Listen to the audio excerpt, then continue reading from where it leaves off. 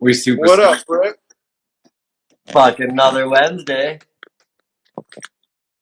How stoked are you? New hat for Vanular. Oh, hear that, Corey?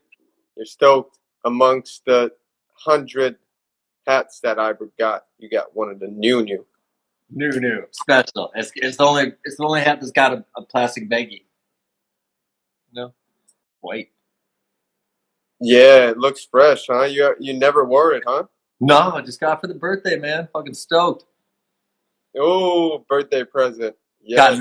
Got ninth words in the back. Fucking for Vanular. Found those. Dolo Pro model? Yeah. Oh, no. Yeah. But they dope. Yeah. What kind of herbs are you burning tonight, man? That's a great question. I like to stick with one farmer. And that farmer to me is Ross Jacob from Dark Horse Farms. And you know we smoking the white CBG.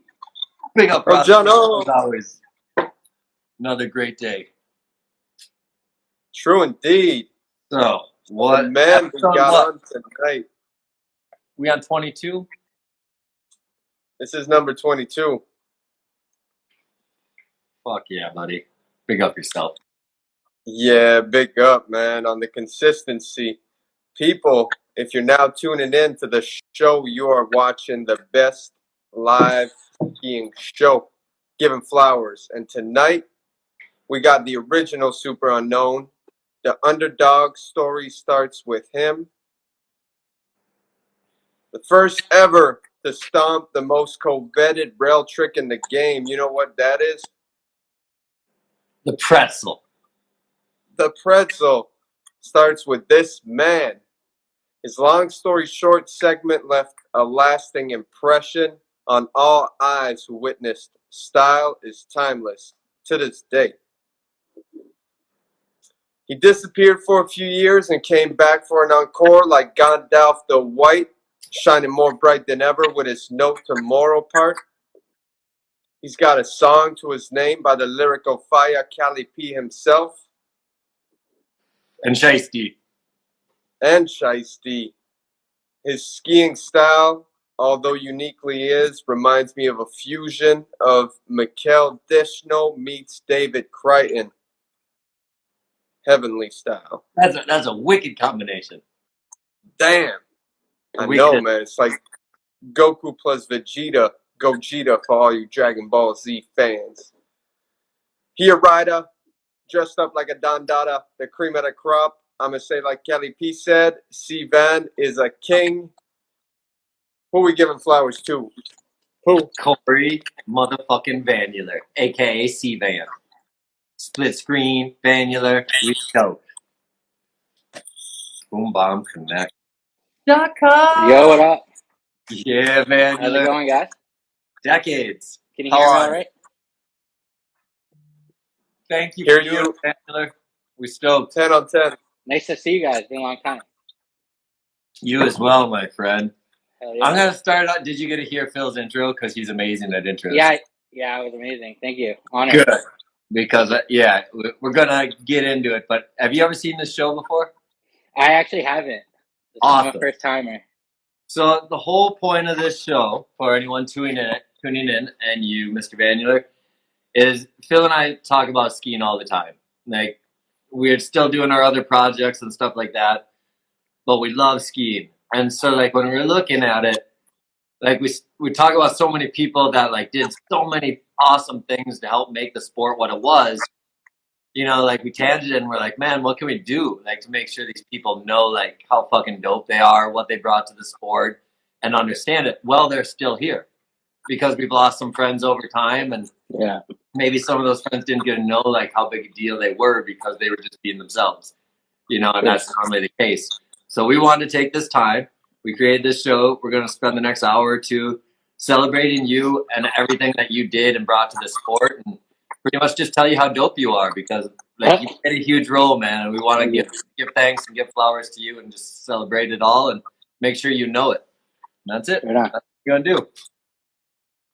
Thank you. Yeah, man. Yeah, brother.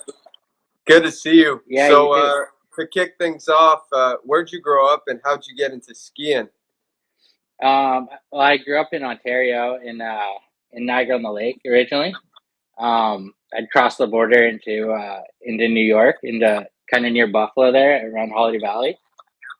Kind of grew up skiing there, and yeah, um, yeah, pretty much just skied on the weekends, and yeah, and then got kind of more serious into it, like competing and stuff, and then yeah, pretty much just I did like kind of junior like freestyle comps in around New York and like kind of eastern states. Yeah. Freestyle like moguls and aerials, or freestyle like twin tips right away? Yeah, no, I kind of started in like moguls, like kind of like at the club I started skiing at, like to join the freestyle team to hit like the air hill, you had to kind of join the mogul team. So I kind of joined that, kind of started in moguls and like um did that for a bit, but like mostly we'd all kind of ditch off into the park, like when the park started getting better and stuff. So yeah, it's kind of how I started out. Where was that freestyle team that you did that? Holiday Valley. Okay, I think Like- fuck man, I think that's where Alex Wilson comes from. You may know him. He's a Yeah, 1998 Olympic mogul guy. yeah, yeah. Yeah, there's a couple of people that came out of there, but I'm pretty sure Bella, the girl, is from there too. Who's this? Um, Bella Yeah. Bacon? Bella Bacon, yeah, she's from Holly Valley, pretty sure. Okay, I didn't know her when I skied there, but pretty sure. think she's a little younger than you, huh? Yeah, I've never met her, but I think she's the most recent one to come out of there, for sure. So you're in freestyle. You're holiday. You're getting into competitiveness. When did so this is around the early 2000s, right? 2000. Yeah, probably like 1999. Yeah, early 2000s. Okay. So like when do you like see twin tips? Because it's got to be right there when you're a little guy. Yeah, yeah. How do you get exposed to that whole genre of sport? I pretty much down like well, it's kind of like a little ski town, and in one of the ski shops they had like a little like they had the movie 13 like in the window, and I think I like begged my parents for that or something for Christmas, and that was kind of like how I got exposed to it. And there was a couple guys running around the mountain like with the first twin tips I ever saw, like Solomon 1080s. I think I saw like early lines that were like white with like massive tips. I saw some like pretty early twin tips there, because I guess like that where we were in New York is kind of like some people went to Vermont and stuff. So I think there were some guys that came back with twin tips, and yeah, I was kind of exposed like pretty early. Around the year 13 came out was when And I then started. what made you want to switch into twin tip freestyle? Pretty much, I don't know. Pretty much all my friends and stuff, everyone pretty much got twin tips when they came out. It was like, yeah, I don't know. We all just kind of watched like the early movies and just got super inspired. So, yeah, some of the early movies that Royalty was one of the first movies I got. Word. 13, The Game. Those were like the first ski movies I saw. That were like just free skiing. So Yeah, obviously. you're you're like what, early teens at this point? Maybe like 13, probably. Okay. So you end up like, because you're known as like, tell me if I skip anything, Phil, but like you end up going to academy. Did you go to an academy for mogul skiing, or did you go for twin tip skiing? Yeah, twin tip. I went to CVA. Okay, so that's a big deal. Like, I guess this is where, because this is kind of the beginning of your career, I think, unless I'm missing. Yeah. But how do you end up going from moguls at a local hill to being like, hey, mom and dad, can I go to a boarding school for a sport that just, I guess it's kind of big enough, right? 2004 is when you started. So at least, yeah, I'm championship. trying to remember. Yeah, I'm trying to remember. I went in grade 9. Yeah, it was definitely crazy. I don't know how I convinced them to let me go there, but I was kind of like recruited from. I think I was in this like kind of like upright aerials like event, and I'm pretty sure one of the coaches kind of like recruited me.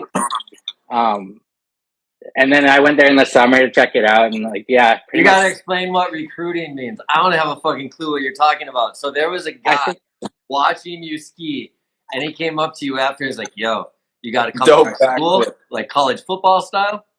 Yeah, kinda. I think I did like a 720 like iron cross or something, and I'm pretty sure the coach like came up to one of my parents, and this was like I'm pretty sure it was Ron DeGravio, actually. You know, Dave DeGravio is an East Coast legend. Pretty sure it was his dad. And yeah, I think he like talked to my parents, was like, yeah, he has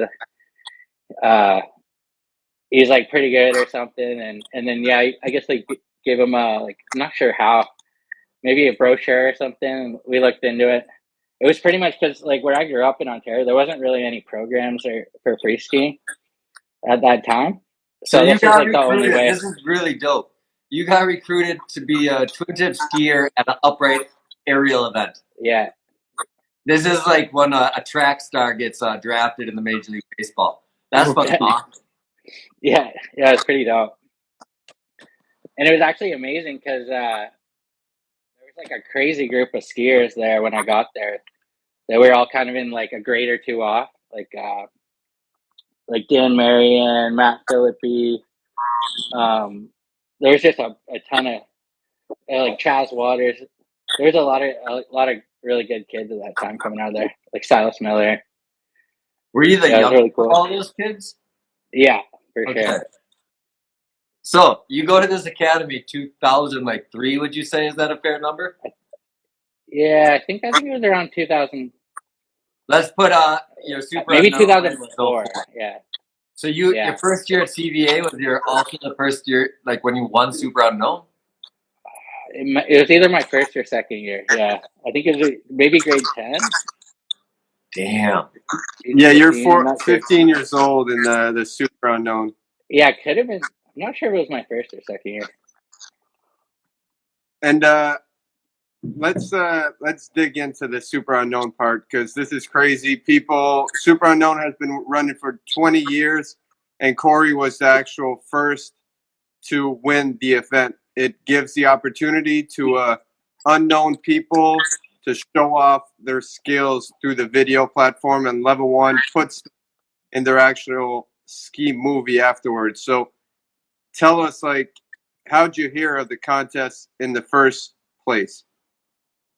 I must have been on New Schoolers, or I'm not sure how I heard about it, but I was definitely a big Level 1 fan at that time.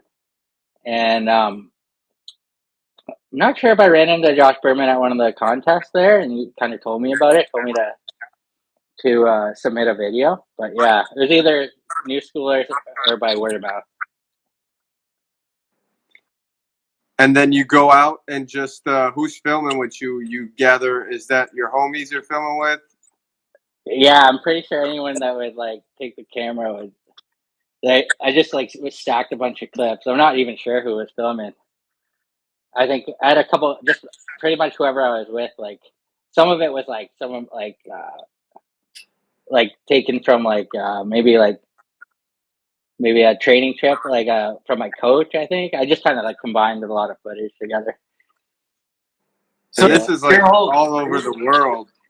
How were you traveling then? Because there's shots from Europe, it seems like, from Western America. Yeah, a bunch of those shots were from my home hill, actually. And I got to go to a trip to Mammoth, like you're seeing there. I think me and my buddies just went to Mammoth, like forget what. I think it was in the spring. I think we just went there. It was kind of a crazy trip.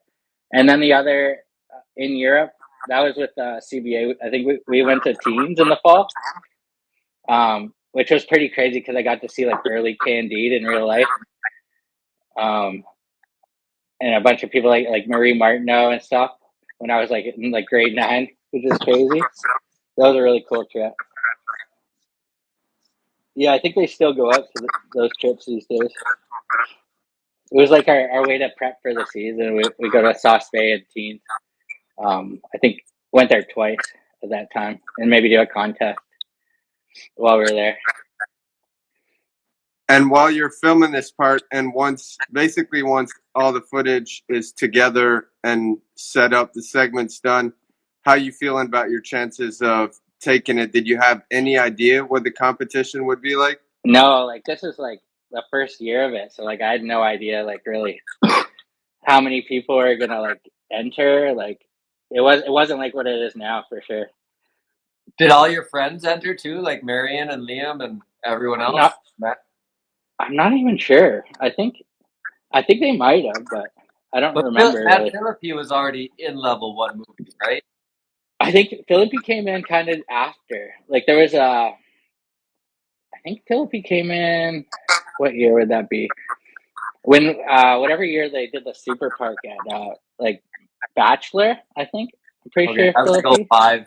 Or no, that was 04. That was because. Oh, was it? Yeah, it was kind of. Yeah. I know. Like Marion and me, we got into level 1 kind of through our Dina Star.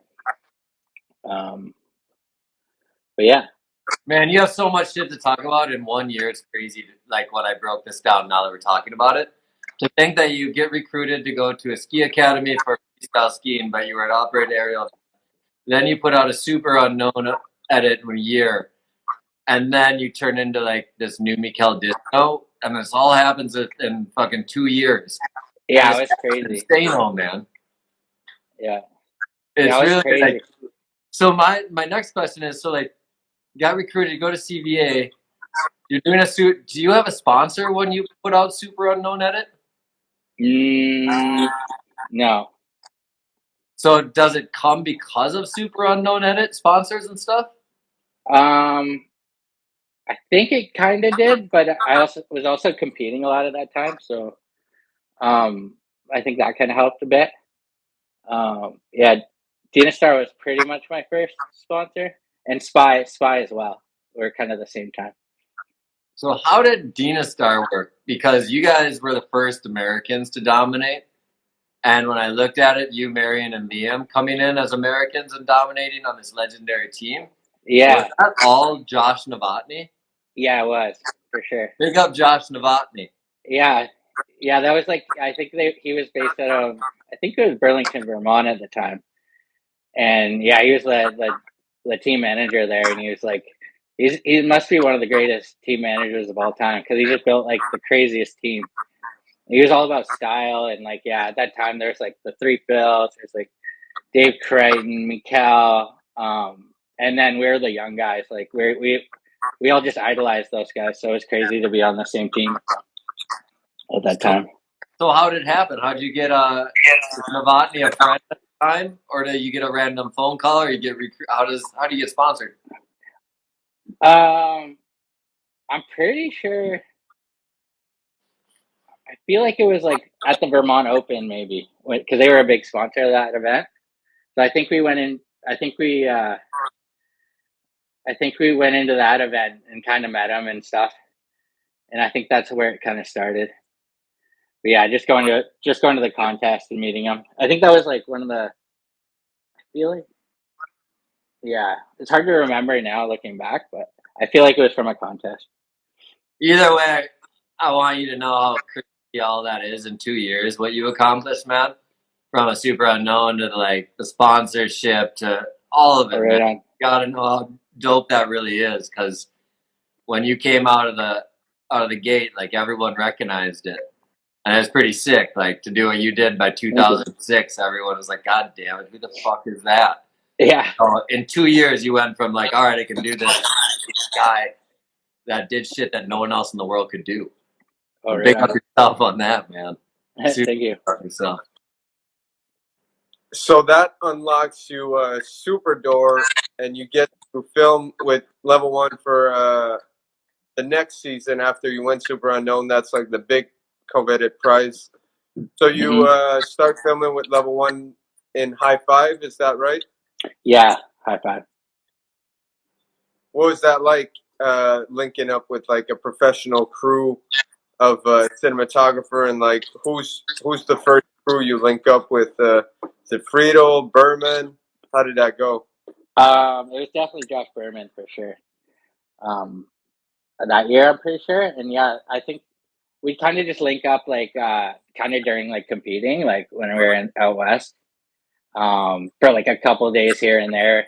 I think we like went to Keystone with one of the big trips. I think we pretty sure it was like a up flat down kind of over a car was like one of the first shoots, and like the fire rainbow rail at Keystone. But yeah, that was pretty like a dream come true. And also I think that year was like Parkosaurus, which was crazy because that event you'd always see it in the magazines. And like yeah, we got to go there, and like Eric, I remember Iberg was there, June Mountain there. Fuck yeah, that was a fun one. Yeah, that was like my first like invite to anything of that stature. Yeah, that was like one of the first shoots, I'm pretty sure. And then yeah, the Parkosaurus. So my question now, I think the most interesting thing to me is when you came on the scene. You came on the scene with like a coach and a team, and you were the first ever generation to show up somewhere with kind of a team. Yeah, like, was that like? Was it? Did you even notice it at the time? Because it was like that's what I noticed first about you at the time, right? So like, I'm wondering, you as a youth, like rolling with your crew, is that just your crew, or are you a team, or like? I don't know. I'm just interested from your point of view because it's very unique. At the time, it felt like our crew, but yeah, I could see how like like having there was always kind of coaches around like at the events and stuff, but I could see like it being kind of new. Like I know nowadays like everyone has a coach and stuff, but yeah, we definitely were just like just East Coast kids. We just travel out west, and yeah. I could see that being pretty crazy to some of the guys out there. Like, oh, who are these like athletes? Like, well, because you came as three guys that no one ever knew. Yeah, you show up at like a World Super Pipe Championships, and then all of a sudden there's a coach that no one knows with like a team patch on the back. It's a CVA or and it's never been seen before. Yeah, for sure. Like maybe if people went to Ruka, Finland for that first test World Championship event, people saw it. But yeah. But that that wasn't part of the sport, you know. Like you got part of the sport. Yeah, I know. It was definitely like a new time. That was kind of during like when the World Cups were starting and stuff. So you were seeing kind of like formations of like more teams and stuff. Yeah. How do you think CVA helped you as a skier? Oh, just like it was like crazy, like the dryland training in the fall and stuff, and we just like spend like all day on the trampoline. So like you definitely get like pretty in shape and stuff, and like you're just thinking about skiing the whole fall. Like you're with people, like they're thinking about is skiing, and all we did was like watch ski movies and like just think about tricks and stuff. And yeah, it was definitely a good environment for sure to get good at skiing. It had to be so fun to be able to not go to a normal school and then be like, I'm still going to school, Mom and Dad, but then just talk about skiing all day. Yeah, you're definitely just surrounded by skiing. I think that's what helped us get like so good so fast, because like all we did was just think about skiing all day. Yeah. And how long does that go for until you move on from CVA and no longer pursue the program with those dudes? I think in grade 12. So did you graduate from CVA? Can CVA put you on the catalog as a class of whatever? Yeah, no, I didn't. I left in grade 11. Okay. Or after grade 11. And I was like, that's when my ski career got like crazy. Like I couldn't even do school that year. I was like traveling so much. I tried to do it online and just didn't do it. So I actually graduated from Whistler High School a year later. I just was like, oh, I gotta just go to school. Yeah. But yeah. So you moved to Whistler at that point? Mm-hmm. Yeah. Yeah. I think that was around 2006. So 2006, I'm saying, is your pivotal year of your entrance with a bang. Because it's kind of fun because you can watch your SuperUnknown in your 2005. And then all of a sudden in 2006, you become the steeziest motherfucker you've ever seen, with like do-rags and the face mask and the open jacket on every shot. What was your biggest influence? Because you can watch your style grow in 2 years, right? 04, 05, and then 06, where you're like, all right, this is where I'm so confident. I'm just going to bang shit, and where would I want? So I'm curious, like, in those 2 years, where do you draw all your influence from to become 2006? Yeah, I think, well, even like when I was at CVan, I think like we watched Mickael, like all those video parts and Crichton. So like, yeah, what you said, like I kind of like made it like a fusion of styles between those two guys, because that's all I watched was those guys. Like this segment from Stereotype. I watch that every day. Yeah. Look at those guys are ridiculous. Big up Craig, big up Mickael. Yeah. Yeah, and big up Iberg for making a movie. People, if you're not seeing the visuals, we're watching Mickael Deschenaux segment from Stereotype, the highest fashion, design, style, and skiing with the most grace in the game. Definitely, Corey, it's tangible and easy to see that you drew a lot of your inspiration from those dudes and reshaped it in the form very uniquely yours, and that's like something I commend you for. I think your style is amongst like the greatest to ever do it. Thank you. So yeah, I definitely considering those parts that a lot. on the style tip, can you hit us with your description of style? Ooh. I think it's just like description of style. I think it's just like how you move through the air and how you like just like ride down the hill. Kind of like trick selection. I think is a big part of it. Also, like just like even what you wear, like how you do what tricks you do, your spot selection. I think it all comes into play. What era would you say CVan style was at its apex? Probably 2006. And do you know, can you equate that to a video part? Yeah, my favorite one is Long Story Short that I put out. Yeah, even though it's short. people. So you're saying this is your, out of all of it, because I watched all your segments in the last day, this is your favorite segment that you're like, It's my favorite one, yeah. Awesome. It is pretty unbelievable. And if you think of like the time period, and you put all the people that are doing park and jumps and stuff in 2005 right there, it's probably the best performance. Like as far as style with technical shit, because so many people were going in the backcountry, so they didn't have the technical shit with style at all, because they were just trying to learn shit. Yeah, you banged the fuck out of this one, man. Super. Thanks.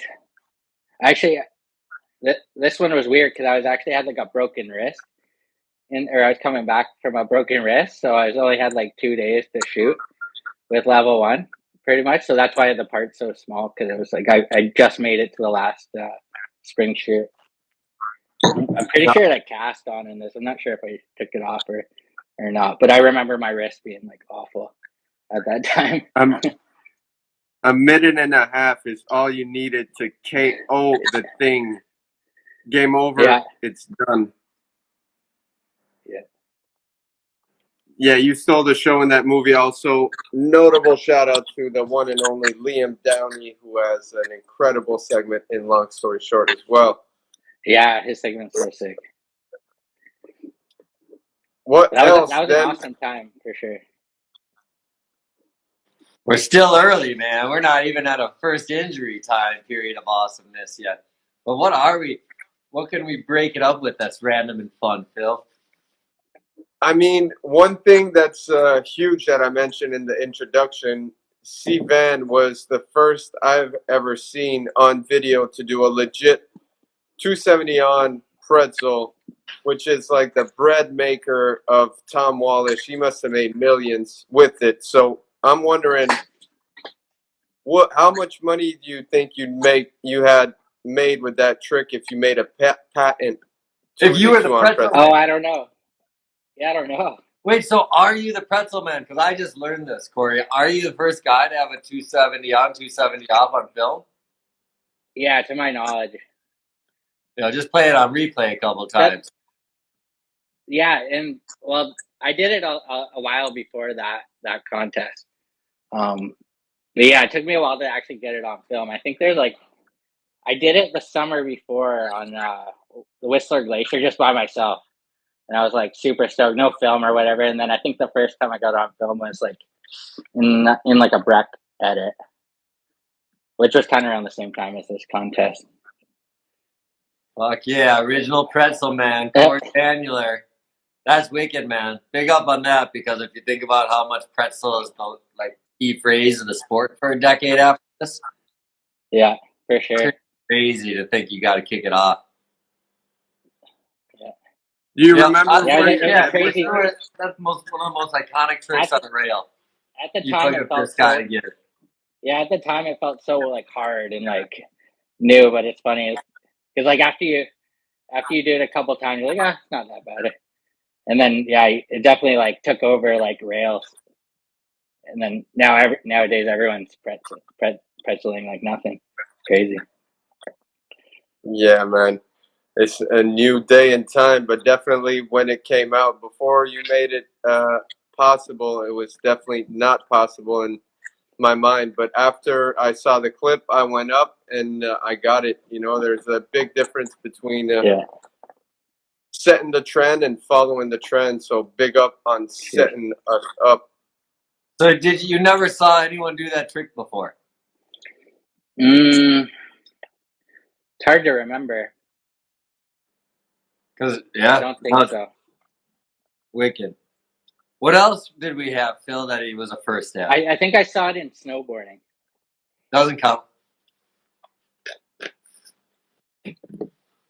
What do we got? First, Phil. CVan was the first to. I don't know what else you got as never been done. I think later in life you have some never been done. Here I have one. Maybe that was after your injury, but I think this is 2008 at the London Freeze Big Air. You did a nose butter 9 blunt on a city jump. That was unheard of. Can you talk about that one? You remember that? Yeah, for sure. Yeah, that was a crazy event. That was also one where I was just coming fresh off a blown ACL too, and I was pretty nervous because I hadn't skied in a while. I think it was in the fall, and the jump was super icy, and I didn't really have a dub 10, or I think that was the trick that year. That was the new kind of big trick. So I was I didn't really have too many tricks, so I was oh, I'm just gonna try a butter or something I can do. But yeah, it was kind of new off a big air event, so I didn't even think I didn't really get scored too well for it. I don't think the judges could see it. But yeah, I was pretty hyped to do that though. So to go that's a ballsy move. The rodeo onto the rail was a first for sure. No one ever rodeoed onto rails. Yeah. And then I was debating, are you the first guy to do a nose butt or what? Is it 6 something or 8 something onto a rail? Like a Summer and Whistler? No, JF Hool. Big up JF Hool. Yeah. Yeah, the rodeo 2 on the rail. nose butter kings. Yeah, me and JF did it at the exact same time actually. He stomped it first. And what was the trick? I think it was a nose butter 810 onto a box. Okay. Yeah, that was pretty fun. It was the perfect setup. I think that was at Momentum. But yeah, the rodeo onto the rail I had in my mind for a long time. I think I was envisioning that trick during the high 5 year, and I just like didn't have the setup to try it. So I think that during long story short, like I think I got them to push up like the jump to the box, like perfect for it. Because I was just envisioning that trick for like a whole season before that. And same with the Bio 810 on. I was envisioning those tricks like yeah, for like a year, and then that was the perfect setup to try it. This episode is brought to you by our good friends at NFL Sunday Ticket on YouTube TV. I'm sure by now you've all gotten back into your Sunday routines, but they could be even better. With NFL Sunday Ticket and YouTube TV, you get the most live NFL games all in one place, every game, every Sunday, and you can even watch up to 4 different games at once with multi-view, one of my favorite inventions of this decade.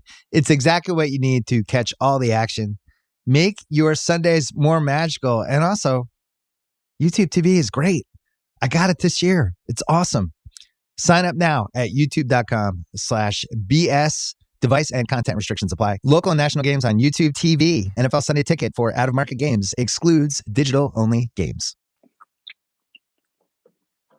And then you know what else was dope that I never saw before? I think it was in this movie on the Roz trip to Norway when you did the Switch 7. Like, I know it was a kind of deep and firmer snow, but still, like, I don't think we ever saw anyone land backwards on a stylish trick like that. That was you, right? Green pants? Because you had a poster for, I think, Garage. Oh, yeah. Yeah. And that was one of the sickest things. I think that stuck out for me at least the most because I was like, yo, we've seen a Switch Cork 7 on that big step down. And it looked like it was Mount Hood snow, whereas like that impact could be safe, but at the same time it looked winterish. So I was like, yo, that's fucking epic. Yeah, I'm pretty sure that was in Norway. That one, that was on a Raj trip. It was actually crazy because I got to go with like JP and who else was on that? TJ, John Sims, and Michelle Parker. I think it was a cool group. Yeah, it was kind of like it wasn't like deep pow. It was like pretty hard pack, but it was still epic looking. It was pretty fun to try because I think that year we got pretty inspired by watching like Pep and guys just like land backwards on skis like in the pow, which was like mind blowing. And like I remember those skis are like only like I have them in the other room here. They're only like I think like 100 underfoot. They're like borderline park skis. They used to be big mountain, but in today's standards, they're like park skis. It was pretty funny. The Big Trouble, they were called. With a ghost on the bottom or whatever. Yeah. So, now that you filmed the long story short part, is your injury coming around 2007 then? Your first blown knee? Yeah. So that was 2007 U.S. Open at Copper, I believe. And run was going super good, and I tried a 630 onto this flat down rail, I'm pretty sure, and I just like missed the rail and then beside it. And I kind of like landed like hyperextended. And that was, I didn't really know like that I blew my knee, but it's kind of like I knew something was wrong with it. And that kind of blew my season for sure. At that point, you're well supported. You got like a slew of sponsors supporting you. Yeah. So you still are. So you learn. How do you learn that your knee is blown? Do you get an MRI? I was in the States, and I think I just like flew home because I didn't have like crazy good health coverage in the States.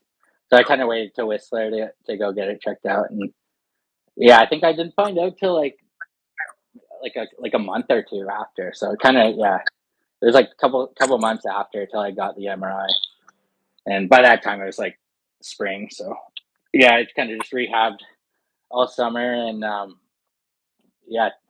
it definitely sucks blowing your knee for the first time because it's like it's weird not like having that stability with your knee and stuff. It's like it's a big mental thing too to come back from. But you overcame it with assurance. You came back like really strong and a few times in a row. But here, one thing I want to touch on is your return with Mickael and Iberg. Oh yeah. Yeah, can you speak on that? And when you got to connect with, like, is that the first time you get to really connect and chill with one of your ski idols and also movie maker, like favorite movie maker? Yeah, for sure. Like I hung out with Mickael previous to that trip. I think I met him in at one of the big airs in Europe. That was a really cool trip though. We went to Mickael's house and like got to see his home resort and like where he grew up, and so that was really cool. Dude, it's really fucked up. I watched this again. I haven't watched it for a decade. I know, yeah. But you did this all in like we were only there for 10 days. You did contests. We filmed it. Like, this is pretty much a lot of shit. And so what I was bugged out on is like, okay, when did you blow? Because this was March of 2009. When did you blow your knee? Did you blow your knee twice previous to this? Trying to remember. Because you blew it in 07, you just said. So yeah. Like, what happened? What was it? 2 years? What year was this? What year was this one? Spring of 09. Oh, 09. Yeah, I can't even remember now. I blew my knee like 3 times. I'm pretty sure I blew my knee after this. Okay. Yeah. Pretty sure. Because I remember you were coming out when we went because it's kind of like I definitely had a shitty knee on that trip. I just can't remember. But that's what I thought too until I watched the edit. And then I was like, yo man, if you had a shitty knee, you charge so hard, like it's realistically only like 5 days of filming. Yeah, for sure. I feel like I only had one bad knee at that time. But yeah, I remember like it wasn't feeling super great during that. I wasn't super confident, but Mickael's house was scary. They had the hairless cat that we had to lock. Oh yeah. And I'm really allergic to dogs too, so I was like wheezing the whole time. How do you both connect to make this piece together with Mickael? Like, is it through gibberish? Yeah, it was through gibberish. Yeah, and like I think Eric had that idea to like go out there, and we made it happen. It was really fun. I was living in Squamish at the time. Yeah, and Corey was in Whistler, and so I met Corey multiple times previous to Star stuff. And then I was just like, Pete Drago from Gibberish hit me up. He's like, "You want to do something?" And I was like, "Oh fuck yeah, man!" Like Vanular kind of was like a new Mickael, and like they're both like ninth ward kids, and so it all kind of added up where it was kind of fun to bring it together. Where I was like, "All right, the vibe will just be right, so whatever happens will be dope." Yeah, and I think I was on ninth ward at that time too, so there was like, and Mickael was on ninth ward as well, so it's kind of like there was that as well. Yeah, like we got a Cali P when we got off in Kiva, got a tune. Mickael made a tune. It was just an epic fucking 5.5 minutes of awesomeness. That was a crazy trip. Yeah, I was with Cali P there at the start. That was a cool trip. Yeah, were you there when you recorded the song? Sorry? I was just saying that just got uploaded on YouTube like a couple months ago. Oh, did it? Yeah, I haven't seen that in so long. 6 months ago, man. Question for the audience. So good too. What happened to Dina Star? How did that relationship end?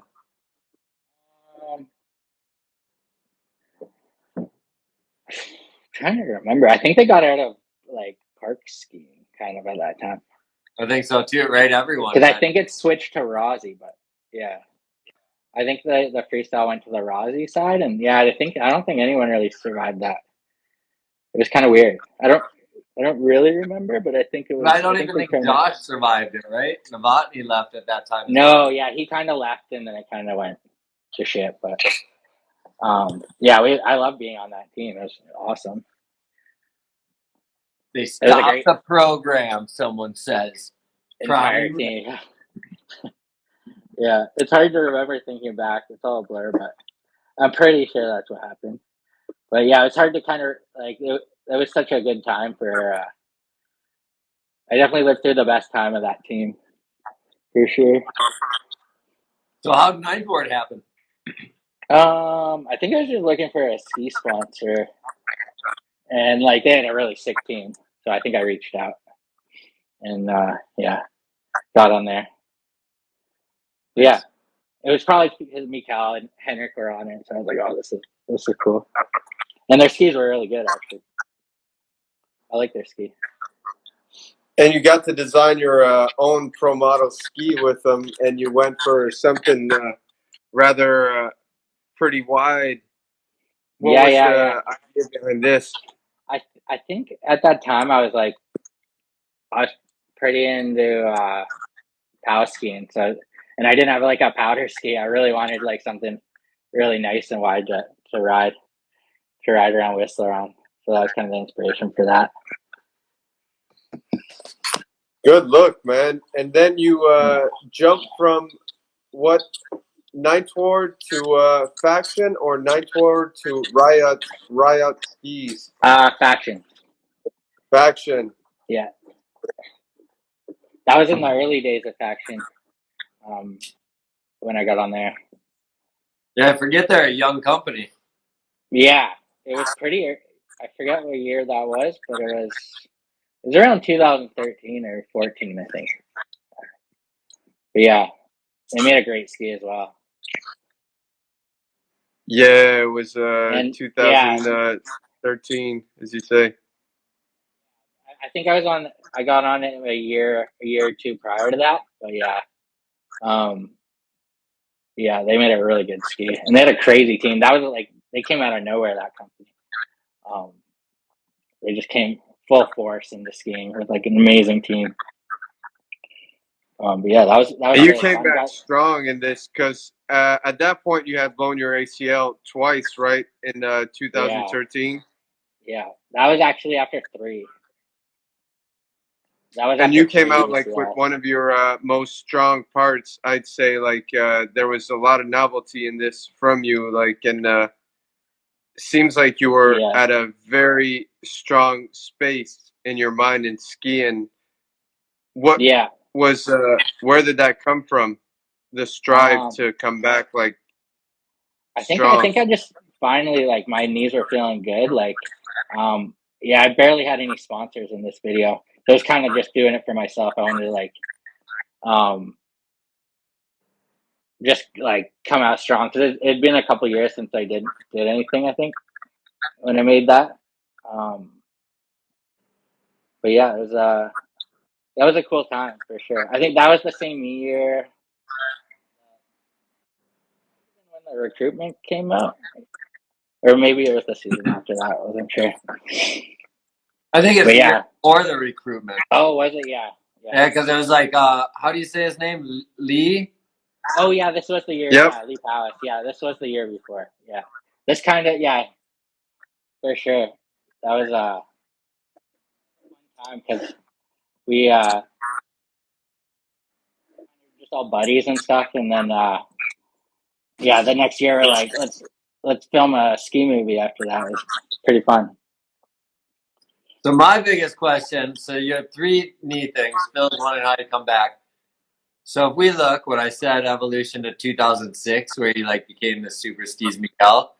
Yeah. When I watched that segment in No Tomorrow's Day, I was like, holy shit, man, this is a different human. It's dope as fuck, this segment. And so like but at the same time, I was like, all right, man, it makes sense now, 3 knee surgeries, but like you must have found like whether it's a new crew or a new style, but like you definitely came back, even though it bangs everything, it's a new style. Tighter fit a little bit, whatever.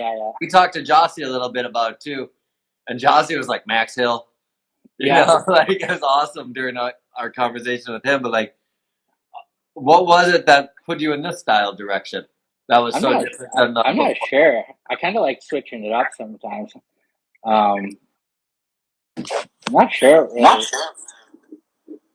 I was just kind of into like that that season. Yeah, I don't know. I kind of was like just like for myself and kind of just like put a bunch of clips together. That was kind of a fun season, but yeah, I kind of just didn't give a shit that season. Like it was, it ended up being a really good one. Fuck yeah, it did. That's what I think. That was my favorite segment to watch you ski. Out of all the right shit on. I watched today, I was like that one. Like I enjoyed the most because the energy. Like early on, it's just flow, and it's epic because it's so technical. This one was like, all right, man. Like I was telling Phil last week, I went to a premiere, and I'm like, man, I want to throw shit at my screen when I watch someone ski because I want to say, fuck, how'd he do that? And so when you watch it, you had that energy in this whole segment. And so, like, I don't know, man, like, however you had to come back from 3 knee surgeries and be able to do something like that, man, big up yourself on that because you fucking charged. Oh, right on. Thank you. Yeah, we had a good group of buddies for that. It was just a couple of us, Lee and Max and Brandon Kelly. Yeah, we kind of just like did a couple street trips and made a part for the movie. It was really fun. And this might lead to a dead end, but let's say 2010, you're at that IF3 and Henrik is there, and you, I'm like, this is like from a memory that's really old, so maybe you're going to help shine some clarity on it. But Henrik tells you tell Henrik, like, there's one trick you haven't done or seen before that you like to still do. And Henrik tells you, I already did it. And he's talking about, at that point, the nose butter dub 10, which you did in 2010 for Blackout. Yeah. Any memories on that, and can you speak on this story? I vaguely remember that, but yeah, that was definitely a trick I wanted to do. I was like, had it in my head. I was like, damn it, you beat me to it, but you know, that's how it is. It was funny. Yeah, that's one of the tricks I saw. I eventually actually ended up trying it. Well, yeah, I was sick for Henrik to stomp that. I was stoked for him. You tried and succeeded in the No Tomorrow piece. You get like a nose bud dub 12 on a huge kicker. Yeah. Yeah, for sure. Break it down, dude. Break down your trick tip for the people out here. How do you make it so nice with nose butters with high speed, like off of big jumps? Like, what's your technique? Take us through your mind there.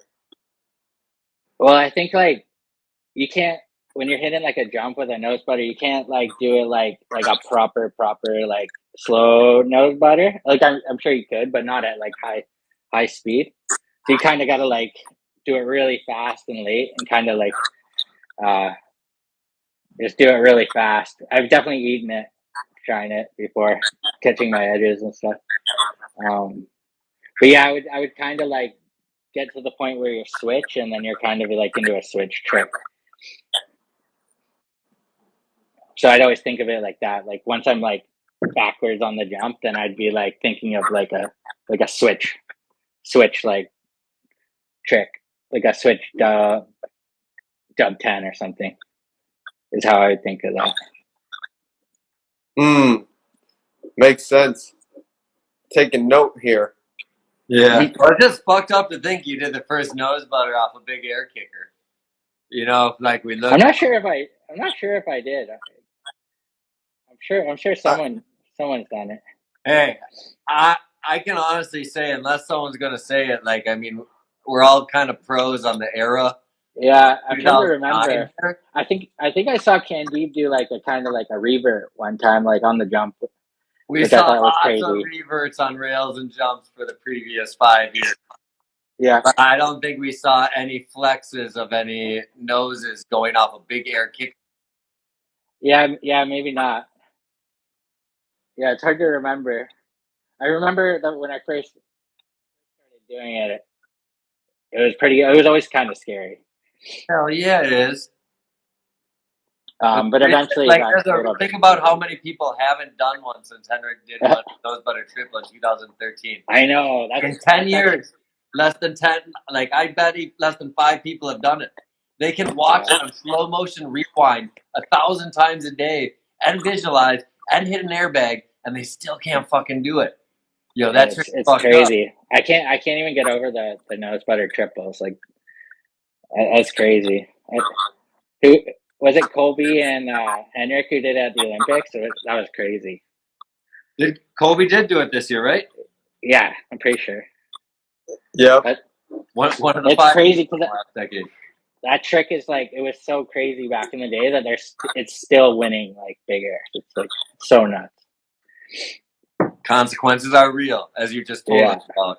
Because I've never seen any gnarly crashes from nose butter takeoffs on videos. Oh, I'm pretty sure they're there, man. Pretty hard. Yeah.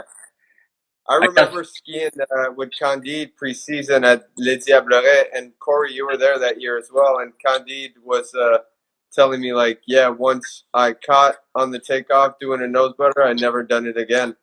Yeah. And I was doing it then, and the day after, obviously, I got to catch an edge off the takeoff. Oh, yeah. And then I kind of was very scared and changed my nose buttering technique. Yeah. Yeah. I think everyone who's done it has had a really bad crash. I think I've had my skis eject and all sorts of stuff happen, but yeah, you kind of don't want to do it when it's really like the jump's really ruddy. That's kind of when it goes bad. I can imagine. Seems like a nice hard and ice jumps are good for that. And now we're flying through here. You get together with the Superproof crew and film a monumental segment. Once again, your comeback in the street is like super powerful. There's some still standout tricks in here. Can you talk us through like how it was to connect with those dudes and sort of fuel the flame once again to film a video segment? Yeah, we were just all super hungry that year. I think like all of us were kind of like at a different like point in our careers. I think Lee was coming back from an injury, maybe. I'm not sure, but we all kind of were just like super down to like just go out and film. That was a really fun season. I think we went to where did we go? Kamloops. I think we went to Prince George.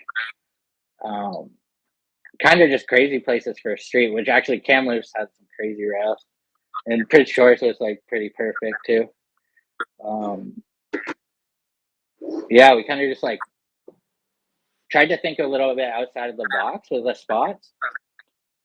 Lee definitely had the vision for like some of these crazy spots, like this one and stuff, like just a lot of walls and stuff. That's one of my favorites. It was super fun. Yeah, that one was in Function Junction, and I think we seshed that for like 2 or 3 days. I can understand. So, yeah, that wasn't in one day. Like we went there like for a couple of days and we just hung out. It was really fun. Yeah, and that was that's one of my favorite shots from that movie for sure. It's got to be. Yeah, we had like weird injuries. Like I put like a hole through my shin on like a wall, like on one of the spots, and like I remember Lee tried a double off a wall, like a double like underflip, and like landed on his side. And I think he had like internal bleeding. Like we were getting broken on those trips. We put a lot into it. It was pretty fun, but it was kind of sick to like go to like a movie premiere after. Like a lot of us it'd been years since we did that, or been in a ski movie, so it's sick to do that after so long. Wicked stuff, man. Yeah. And where are we at now, Pooberg? Anything else on your mind? I don't know, man. There's a lot of firsts, a lot of style. I don't know, man. Like, talking about it so far, I mean, like, you got to really, like, what I want to celebrate is the comebacks that you did, because to keep coming back and raise the bar for yourself, and then also make sure it's at a level that's the highest standard, man. Big up yourself on this, because you don't just come back, you still influence people. So, like, that's what I think is important as an artist, a ski artist, whatever you want to call yourself, an athlete. because that's what you work for. That's why you make movies, obviously. That's why you have a crew. That's why you spend that time killing yourself for a film shot. So Yeah, I mean, for sure. you influenced a lot of people, man. And I Thank want you. to make sure you know that it was worth all the pain and effort you put in to come back from those knee injuries. And yeah, it's amazing. I mean, pro models, fucking first of tricks that like where there's thousands of kids learning tricks Yeah. every day. Yeah, It's wicked. right on. Thank you. So I don't know, Phil. Like, what do you think? So we're at this, bro. We've done most stuff. Do you have it? Did you build rapid fire or anything? Sorry?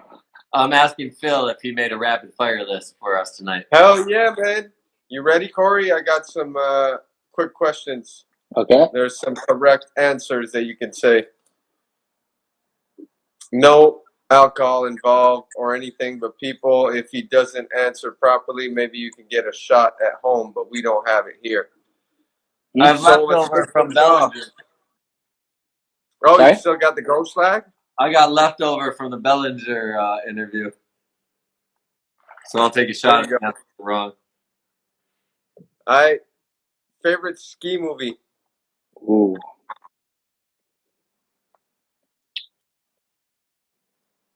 Royalty. Well, I'm taking a shot because that's the dopest answer ever. If you're lying to me, thank you. If you're truthful, give thanks as well. Favorite segment in Royalty? Mickael. Oh, two correct answer. Iberg. Well, we knew that one was coming. The royalty was a personal one. Give thanks. Mickael's Mickael. Big up Mickael. Best style in the game?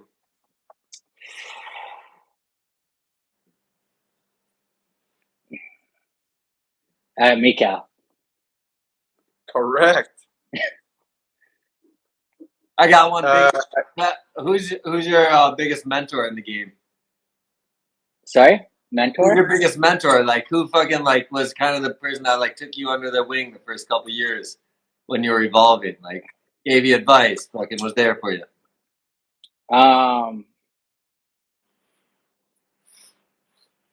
Tanner was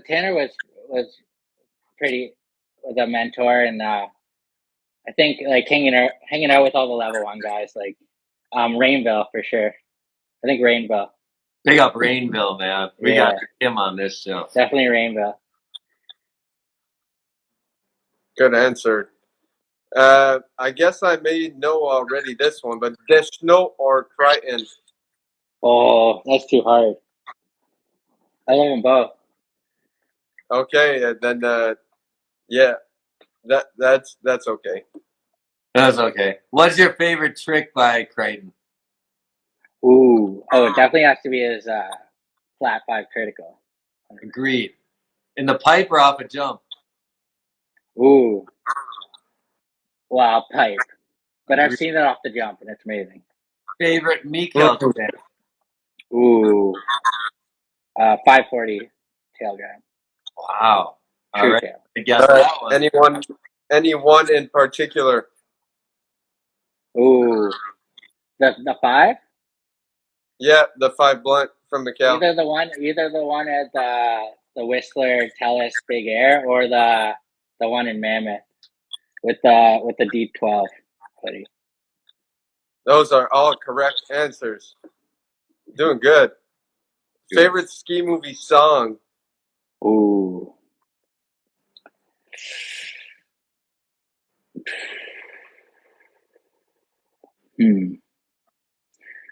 Trying to think. Favorite ski movie song? Probably the Mob Deep song, Tanner's segment. Good answer. Or I love Words of Truth, Sizzla, and I love the Candide, Night and Day from the French Toast movies. Oh, that one is dope. I got one. Favorite. There's so many. I can't even pick one. Favorite skier that's skiing today. Like, who's your favorite riding today? Movies or contests or whatever. Phil and Henry, for sure. Damn, Benny. Yeah. Thanks, CVan. For sure. Backward or forward skiing? Forward.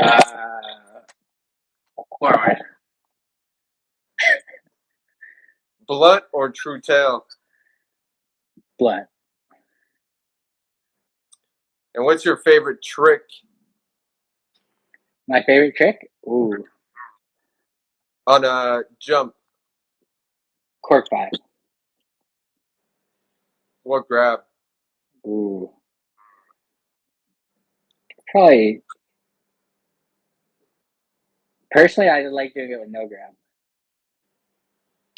You got him off the hook. Whack his style. Oh.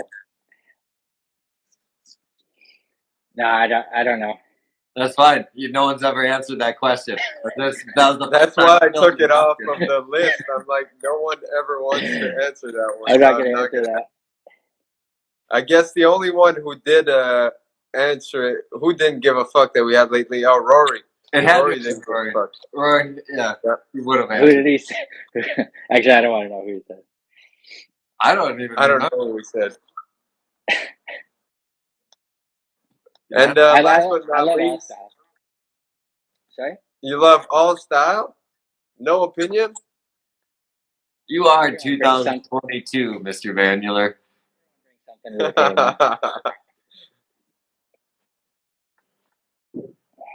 You got anything else, Phil? Yeah. Last but not least, who would you like to give flowers to, CVan? And you can take your time with this. To pass it on? No, who do you want to say thank you to? You know? Oh yeah. I want to say. Ooh. I'd like to give flowers to people I looked up to, for skiing, like Dave Crichton, Candide, Mickael, Tanner. All those guys were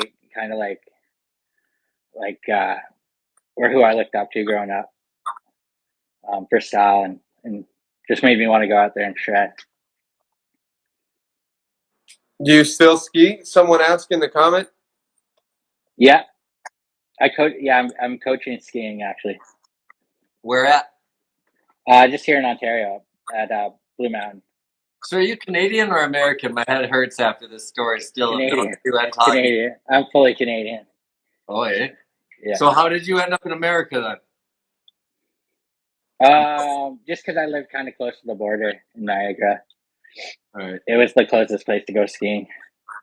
It was like an hour and a half. You were recruited by America to be a skier. Yeah. Yeah.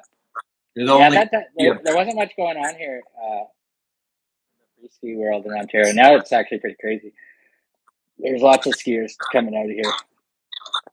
Like Max Moffat and tons of kids are coming out of here now. Shouts to Max Muffet. Hell yeah. Well, it's a good look that you're mentoring some kids and showing them the proper direction. Right on. And thank you so much for taking the time to jump on with us. Obviously, the reason why we got you on. Having me, guys. I said in the intro is, to me, you are a huge influence as your skiing style. Like I was looking at you as a beacon as to what I should become to make it really. And eventually I got to meet you and know that I couldn't be like you, man. I had to be me. Oh yeah, for sure. Well, yeah. That's awesome. But you did a good job of that. Thank you so much, brother. Yeah, I try my best to stay myself. But point being is the influence too, that you had, to wrap it up, and all the things from Phil to just everyone. Man, you put such a big stamp on it. So you continued so many things in the sport to the artistic element is so important too, what you contributed to films, in the mid 2000 teens or whatever, and your last go of movie making. It's a big deal, man. Because that's what kids have to see because they can't create it through contests. They always have to hit a degree of difficulty. And if they can't do that, if their body can't hold up to that degree of difficulty for 4 years and progress, then they're not good enough. so it's not part of the sport at all. And like what you do is to come back and like recreate yourself, find the passion again, man, and make people lead. Like fucking epic, man. Like just know what you did in the sport of skiing was awesome. A lot of people around the world appreciate it. Just saw Dragon on here from Korea.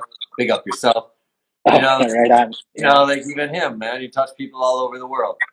So it's exactly. thank you for that, Corey. Know that right on. like a lot of people really appreciated everything you did, even if you don't know that. Appreciate it.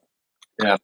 Yeah, and the evolution throughout too. You never stopped evolving. Like even lately, as of late, like you posted clips that are still top high grade. Like as far as like ski flex using the pops, nollies, like nollie fours and stuff. Like I feel like you were always up to par as one of the best in the game for like 2 decades, but at some point got like into like less of a pedestal that you once were. And that's a shame, but then again, like I'm sure your route is the one that you chose to take.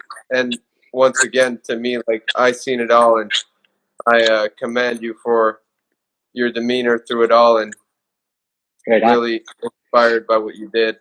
Yeah, and continue to do.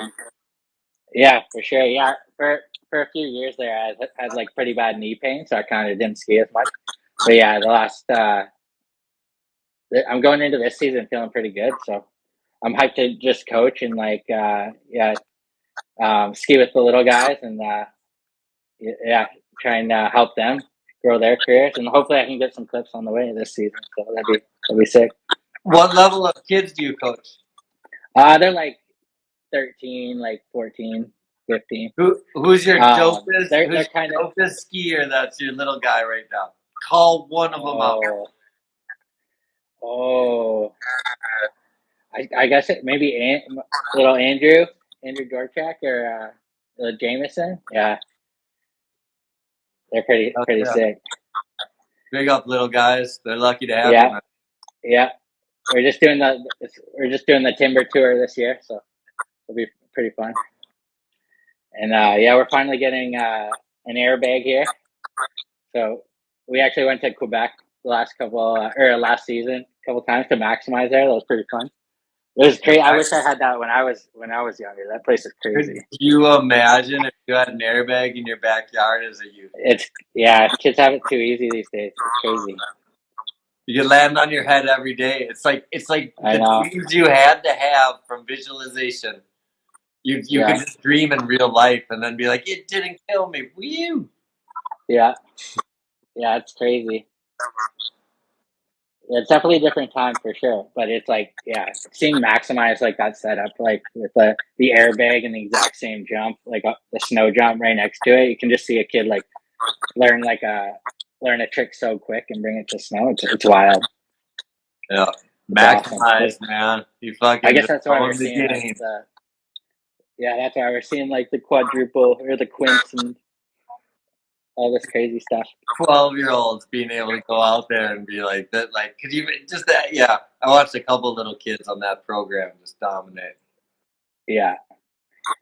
That little guy, Walker Shred. She's crazy. Yeah, and then there's a GG free ski. Yeah, GG. Yeah, he's from Quebec. That goes over there, like he wicked. Yeah, that kid's crazy too. So little. Kind of reminds me of like little Champetta. Yeah. Or like those guys, Kai, back in the day. Do you remember there was a little kid on Dina Star in the all-white Oakley one piece? And he was like 14 years old. Fuck, Kai brought his name up, but I forgot who he was. He smoked more weed as a 14-year-old. But he was ill as fuck. I think he broke his back or something in his career. Oh yeah. Gigi. I remember him. I remember he rode, I think he rode on Rossies. Yeah, I don't remember. Maybe. Either way. He was from France. I remember him. Yeah. I remember, he was big. Yeah. Think how good that kid would have been with an airbag. Oh, yeah. It's crazy. Yeah, it's crazy.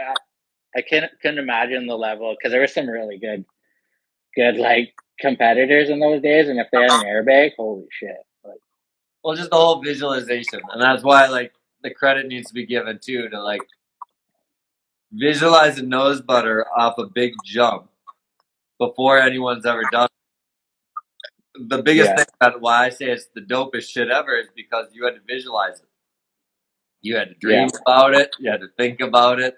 Like Hendrick never did a nose butter triple when he did one, but he dreamt about it and visualized it for a year and a half, 2 years. So it's like it's a different level than like being able to land on your head on an airbag, because what you guys were able to create, invent, and do, fucked up. Yeah, because you stayed alive. I think that's like to anybody like it's inspiring to be like a pro skier or like get to that level. Like it is all visualization, and it's like if you can see it in your head, like you can do it. But if you can't see it in your head, it's like you can't do it. So you have to visualize and see the trick from start to finish. Yeah, big up on your visualizations. Yeah, like even when you're going to bed or something, like it's the best. That's the best way to learn tricks. Yeah, is like when you're about to go to sleep. That's how you fall asleep. Like just envision going off a jump or doing a new trick. yeah. I feel like that helps a lot. True. Do you dream about skiing? Not as much as I used to, but yeah, I used to start like pretend I was going down the run, you know, like at the top of like a slope style course. It's a good way to fall asleep for sure. I think it helps you too when you're skiing. But yeah. Hell yeah, man. I do that with golf too now. I just start on the first. Visualize a good swing, putting the ball in its home. Yeah, home. It's a good way to fall asleep for sure. A lot safer. Pull a hamstring or a back muscle though. Oh yeah. Lots of injuries still in golf, man. I'm not going to talk shit on them. You can still blow your ACL if you're trying to tweak that drive. Yeah, it's actually it's crazy seeing like the guys. I think they swing so hard they like hurt their backs. And it's crazy. They have so much force. Gotta go with the what's his name? Who's the karate guy? Like the Bruce Lee, and just be water with it, man.